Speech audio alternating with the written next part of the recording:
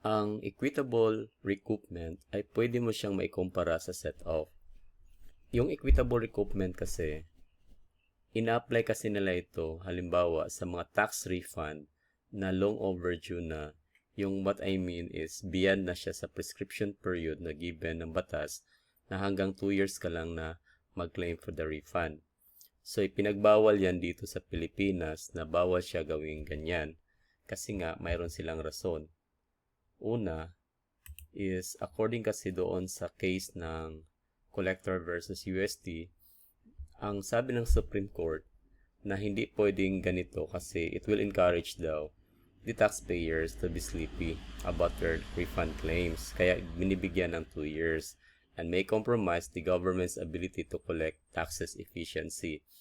Remember that we have a theory, the lifeblood doctrine theory. So, kaya ganon na kailangan ang tax ay agarang makokolekta. So, yung mga ganon na mag-claim ng refund, hindi pwede na ipagwalang bahala na hindi tayo mag-abide doon sa maximum of 2 years to claim for the refund like that. So, yun yung equitable recoupment na hindi siya pwedeng ma-apply sa Pilipinas sa ganon na mga sitwasyon. Yung set-off naman ay ang ginagawa ng set-off, halimbawa mayroon kang refund ngayon, hindi siya overdue, tapos wala pang finality pagdating sa refund. Ngayon, mayroon kang tax liabilities nga na babayaran.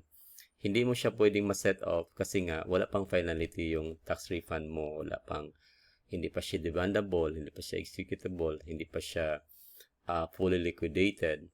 So in that case, hindi mo siya pwede na i-offset. Okay, yun yung kaibahan ng ganito.